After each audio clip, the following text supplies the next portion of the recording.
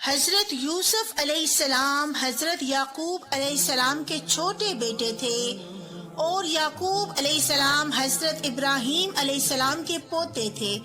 اس طرح حضرت یوسف علیہ السلام حضرت ابراہیم علیہ السلام کے پڑپوتے ہوئے۔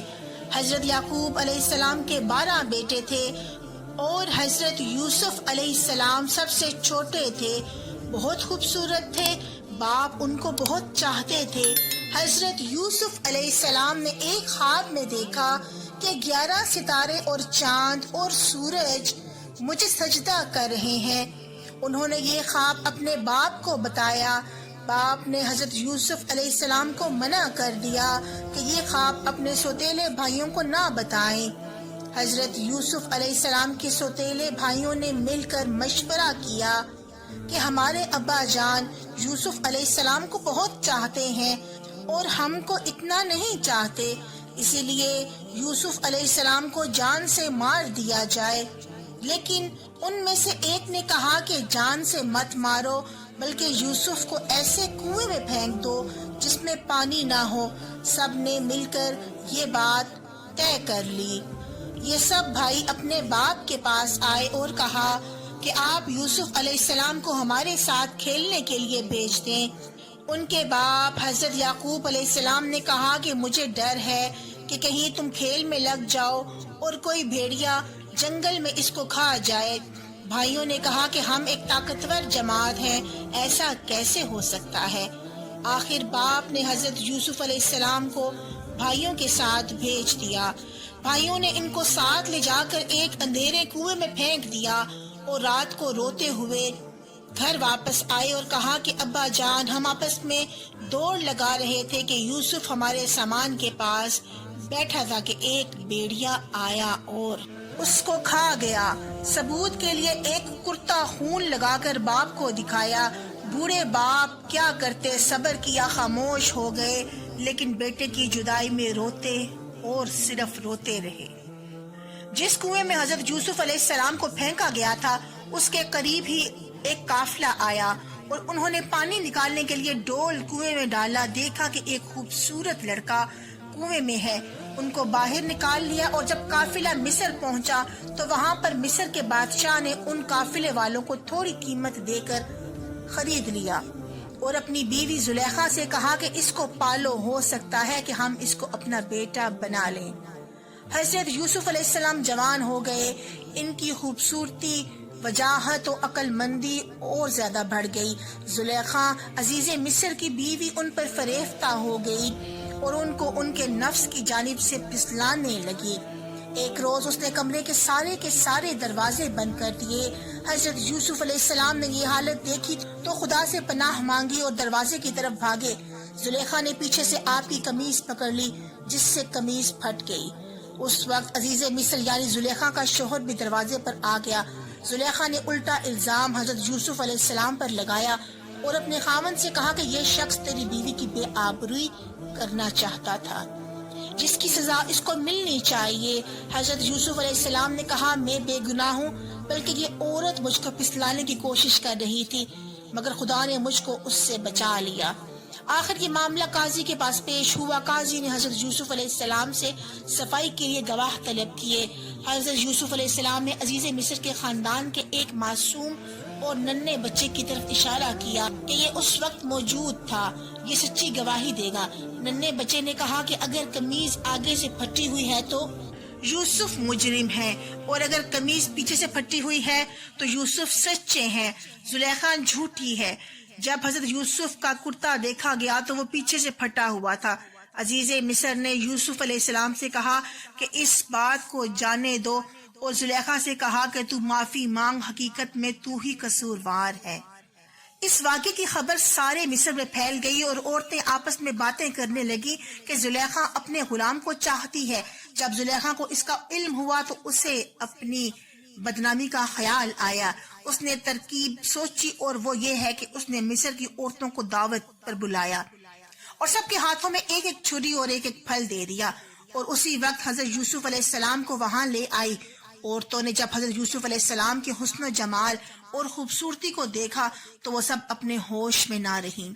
اور چھریوں سے بجائے پھلوں کے اپنے ہاتھوں کو کاٹ لیا اور کہنے لگی واقعی یہ انسان نہیں بلکہ فرشتہ ہے۔ زلیخا نے ان عورتوں سے کہا کہ یہ وہی شخص ہے کہ جس کے لیے تم مجھے ملامت کرتی ہو، میں حقیقت میں اس کو چاہتی ہوں، اگر اس نے میری محبت کو ٹھکرا دیا تو میں اس کو قید کروا دوں گی۔ حضرت یوسف علیہ السلام کو جب اس کا علم ہوا تو انہوں نے اللہ تعالیٰ سے دعا کی کہ اے اللہ تو ہی مجھ کو بچا سکتا ہے، اگر میں ان عورتوں کے فریب میں آ گیا تو میں جاہلوں میں سے ہو جاؤں گا، اس سے بہتر یہی ہے کہ مجھے قید خانہ میں ڈال دیا جائے۔ اللہ تعالیٰ نے حضرت یوسف علیہ السلام کی دعا قبول کی اور وہ جیل میں ڈال دیے گئے۔ حضرت یوسف علیہ السلام سے پہلے جیل میں 2 قیدی اور بھی تھے، ایک شاہی باورچی اور دوسرا بادشاہ کو شراب پلانے والا ساقی۔ ان کے خلاف الزام تھا کہ انہوں نے بادشاہ کو زہر دینے کی کوشش کی ہے۔ حضرت یوسف علیہ السلام جیل میں قیدیوں کو اللہ تعالیٰ کی باتیں بتاتے رہے اور خدا کا پیغام پہنچاتے رہے۔ ایک دن یہ دونوں قیدی حضرت یوسف علیہ السلام کے پاس آئے اور انہوں نے کہا کہ ہم نے تو ایک عجیب خواب دیکھا ہے۔ ساقی نے کہا کہ میں نے دیکھا ہے کہ بادشاہ کو انگور کی شراب پلا رہا ہوں۔ باورچی نے کہا کہ میں نے دیکھا ہے کہ میرے سر پر روٹیاں ہیں اور پرندے ان کو نوچ نوچ کر کھا رہے ہیں۔ یہ خواب بیان کرنے کے بعد انہوں نے حضرت یوسف علیہ السلام سے اس کی تعبیر پوچھی۔ حضرت یوسف علیہ السلام نے بتایا کہ ساقی تو جیل سے چھوٹ جائے گا اور پھر بادشاہ کی ملازمت میں جا کر اس کو شراب پلائے گا اور باورچی کو سولی پر چڑھا دیا جائے گا اور اس کی لاش کو جانور کھائیں گے، اور ایسا ہی ہوا۔ اللہ تعالیٰ نے ساقی کو رہا کرا دیا اور باورچی کو سولی پر چڑھا دیا گیا۔ حضرت یوسف علیہ السلام ان کے بعد بھی سالوں جیل میں رہے، لیکن کسی کو ان کی رہائی کا خیال نہ آیا۔ اتفاقاً ایک مرتبہ مصر کے بادشاہ نے خواب میں دیکھا 7 دبلی پتلی گائیں اور 7 موٹی گائیں کھا رہی ہیں، 7 ہری اور 7 سوکھی ہوئی بالیں دیکھی۔ بادشاہ نے اپنے درباریوں سے اس کی تعبیر پوچھی مگر کوئی بھی صحیح جواب نہ دے سکا۔ اس موقع پر ساقی کو یاد آیا کہ اس نے اپنا خواب حضرت یوسف علیہ السلام سے پوچھا تھا اور آپ کا جواب بالکل صحیح تھا۔ اس نے کہا جیل میں ایک ایسا شخص ہے جو خواب کی صحیح تعبیر بتا سکتا ہے۔ بادشاہ سے جس کو عزیز مصر کہتے تھے اجازت لے کر وہ جیل گیا اور حضرت یوسف علیہ السلام سے سارا واقعہ بیان کیا۔ حضرت یوسف علیہ السلام نے فرمایا کہ اس خواب کی تعبیر تو یہ ہے کہ 7 سال ملک میں خوب غلہ پیدا ہوگا اور 7 سال سخت قحط پڑے گا، اور پھر 1 سال آئے گا جس میں خوب بارش ہوگی اور غلہ ہوگا۔ اور جب اس شخص نے بادشاہ کو جا کر یہ ساری خبر سنائی تو اس نے کہا کہ حضرت یوسف علیہ السلام کو بلایا جائے۔ جب وہ دوبارہ حضرت یوسف علیہ السلام کے پاس گیا اور بادشاہ کو پیغام سنایا تو آپ نے فرمایا ان عورتوں کا کیا حال ہے جنہوں نے اپنے ہاتھ کاٹ لیے تھے، بے شک میرا رب ان کے مکر و فریب سے واقف ہے۔ بادشاہ نے ان عورتوں کو بلا کر پوچھا تو انہوں نے کہا کہ ہم نے یوسف علیہ السلام میں کوئی برائی نہیں دیکھی۔ یہ دیکھ کر زلیخا بھی بولی کہ اب جب کہ حق ظاہر ہو گیا ہے، سچ بات یہ ہے کہ میں نے ہی یوسف علیہ السلام کو ورغلایا تھا اور وہ بالکل سچا ہے۔ حضرت یوسف علیہ السلام جب جیل سے رہا ہو گئی تو بادشاہ نے حکم دیا کہ یوسف کو عزت کے ساتھ بلایا جائے، میں شاہی خدمت ان کے سپرد کرتا ہوں۔ حضرت یوسف علیہ السلام آئے اور بادشاہ سے بات چیت کی۔ حضرت یوسف علیہ السلام نے کہا کہ مجھ کو شاہی خزانے کا وزیر مقرر کیجئے، میں اس کی بہتر حفاظت کروں گا، اور انہیں شاہی خزانے کا وزیر مقرر کر دیا۔ آخر کار وہ قحط کا زمانہ آ گیا جس کا بادشاہ نے خواب دیکھا تھا، اور اس کا اثر اس جگہ بھی پہنچا جہاں حضرت یوسف علیہ السلام کے والد اور بھائی بھی رہتے تھے۔ چنانچہ حضرت یعقوب علیہ السلام نے اپنے بیٹوں کو غلہ لانے کے لیے مصر میں حضرت یوسف علیہ السلام کے پاس بھیج دیا۔ جب حضرت یوسف علیہ السلام کے بھائی آئے تو حضرت یوسف علیہ السلام نے ان کو پہچان لیا اور بھائی حضرت یوسف علیہ السلام کو نہیں پہچان سکے۔ یوسف علیہ السلام نے ان کو غلہ دیا اور کہا کہ اگلی دفعہ آؤ تو اپنے دوسرے بھائی کو بھی ساتھ لے کر آنا، ورنہ میں تم کو غلہ نہیں دوں گا، اور اپنے ملازمین سے کہہ دیا کہ جو قیمت انہوں نے غلے کی دی ہے وہ بھی چپکے سے ان کے سامان میں رکھ دو تاکہ وہ پھر مصر آئیں۔ جب یہ لوگ اپنے شہر کنعان پہنچے تو اپنے باپ حضرت یعقوب علیہ السلام سے کہا کہ ابا جان اب کہ ہمارے ساتھ بھائی کو بھیجیے ورنہ ہم کو غلہ نہیں ملے گا اور ہم اس کی خوب حفاظت کریں گے۔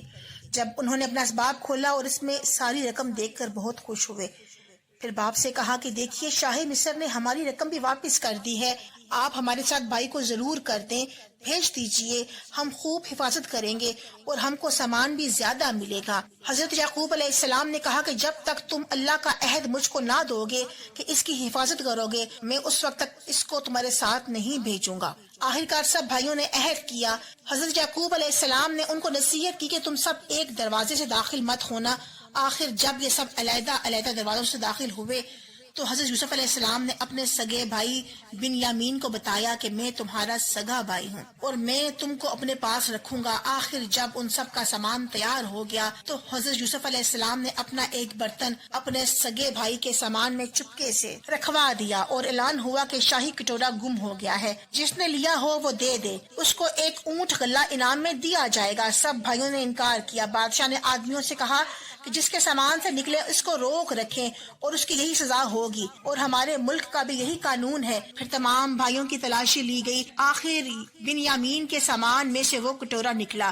اس طرح حضرت یوسف علیہ السلام نے اپنے بھائی بنیامین کو اپنے پاس روک لیا. بھائیوں نے دیکھا تو کہنے لگے کہ اس کا بھائی بھی چور تھا. حضرت یوسف علیہ السلام نے سب کچھ سنا اور خاموش رہے. اب سب بھائیوں نے مل کر حضرت یوسف علیہ السلام سے درخواست کی کہ اس کا باپ بہت بوڑھا ہے, اس پر رحم کھا کر اسے چھوڑ دیجئے اور اس کی جگہ ہم میں سے کسی کو پکڑ لیجئے. حضرت یوسف علیہ السلام نے فرمایا, اللہ کی پناہ, جو چور کو چھوڑ کر بے گناہ کو پکڑوں. جب یہ لوگ بالکل مایوس ہو گئے تو سب نے مل کر مشورہ کیا کہ اب کیا کرنا چاہیے. تو سب سے بڑے نے کہا کہ تم نے اللہ کی قسم کھا کر اپنے باپ کو یقین دلایا تھا کہ اس کو ضرور واپس لاؤ گے. پھر یوسف کے ساتھ ہم نے جو حرکتیں کی وہ تم سے چھپی ہوئی نہیں, اس لیے میری تو ہمت نہیں کہ باپ کو منہ دکھاؤں یا خود حاضر ہونے کی اجازت دیں یا اللہ کوئی دوسری صورت پیدا کر دے. تم لوگ جاؤ اور جو کچھ ہوا ہے ٹھیک ٹھیک اپنے باپ سے بیان کر دو.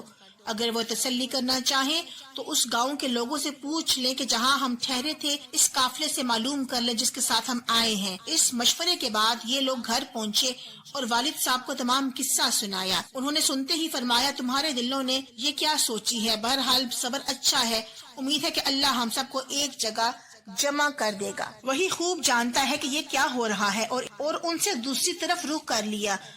حضرت یوسف علیہ السلام کے غم سے ان کی آنکھیں سفید ہو گئی تھیں. یوسف کے بھائیوں نے کہا کہ ابا جان, آپ تو یوسف کو یاد کرتے ہوئے گھل جائیں گے اور جان دے دیں گے. انہوں نے فرمایا کہ میں اپنی شکایت تو اللہ سے کرتا ہوں اور میں ایسی باتیں جانتا ہوں جن کی تمہیں خبر نہیں. جاؤ یوسف اور اس کے بھائی کو تلاش کرو, وہ مصر ہی میں کہیں نہ کہیں مل جائیں گے. اللہ کی رحمت سے نا امید ہونے کی کوئی وجہ نہیں. اب تمام بھائی مل کر ایک دفعہ پھر یوسف علیہ السلام کے گھر پہنچے اور یوسف علیہ السلام کو گھر والوں کی بری حالت بیان کی اور کہا کہ ہم اپنے ساتھ بہت تھوڑا سامان لائے ہیں مگر چاہتے ہیں کہ آپ پورا غلہ دیں. حضرت یوسف علیہ السلام نے اپنے گھر کا یہ حال سنا تو بےتاب ہو گئے. ان سے رہا نہ گیا اور انہوں نے اپنے بھائیوں سے کہا کہ تم جانتے ہو کہ تم نے یوسف اور اس کے بھائی کے ساتھ کیا کیا ہے. بھائیوں نے نہایت تعجب اور حیرانی کے ساتھ پوچھا کہ کہیں آپ ہی تو یوسف نہیں؟ آپ نے فرمایا, ہاں میں ہی یوسف ہوں اور یہ میرا بھائی ہے. اللہ نے ہم پر بڑا احسان کیا ہے. بے شک جو شخص نیک زندگی بسر کرتا ہے اور صبر سے کام لیتا ہے اللہ اس کا بدلہ دیتا ہے. جب تمام بھائیوں کو یقین ہو گیا کہ جس کے دربار میں اس وقت کھڑے ہیں ہمارے بھائی یوسف ہیں تو سب نے مل کر اپنے گناہوں کا اقرار کیا. آپ نے فرمایا, تم کوئی فکر نہ کرو, تم پر کوئی الزام نہیں. اللہ تعالیٰ گناہوں کو معاف کرنے والا ہے, وہی سب سے زیادہ اچھا رحم کرنے والا ہے. جاؤ میرا کرتا میرے باپ کے چہرے پر ڈال دو, ان کی بینائی لوٹ آئے گی, اور پھر سب کو یہاں لے آؤ. ادھر قافلہ مصر سے روانہ ہوا. ادھر حضرت یعقوب نے اپنے گھر والوں کو یہ خوشخبری دی کہ مجھے یوسف کی بو آ رہی ہے. انہوں نے سنا تو کہا کہ تمہارے سر پر ایک ہی خبر سوار ہے. آخر قافلہ آ گیا. حضرت یوسف علیہ السلام کا کرتا ان کے سامنے رکھ کر تمام حالات سنائے تو انہوں نے گھر والوں سے کہا, دیکھو میں نے تم سے نہیں کہا تھا. آخر سب بیٹوں نے مل کر آپ سے گناہوں کی معافی طلب کی اور مصر کو چل دیے.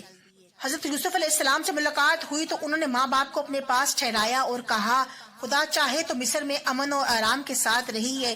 پھر ان کو اپنے ساتھ تخت پر بٹھایا. سب کے سب بھائی شاہی آداب بجا لائے. آپ نے فرمایا, یہ میرے خواب کی تعبیر ہے, اللہ نے اس کو سچ کر کے دکھایا. اس نے مجھ پر بڑا احسان کیا جو مجھے قید سے چھڑایا, اور شیطان نے جو فساد میرے اور میرے بھائیوں کے درمیان ڈال دیا تھا آپ سب کو دیہات دبیا بان سے یہاں لے آیا. بے شک میرا رب خیر کی حکمت جانتا ہے. میرے پروردگار تو نے مجھے حکومت دی, باتوں کا مطلب سمجھا دیا. اے زمین و آسمان کے پیدا کرنے والے خدا, تو ہی دنیا اور آخرت میں میرا کام بنانے والا ہے. مجھے مسلمان ہی مارنا اور نیک بندوں کے ساتھ ملا دینا.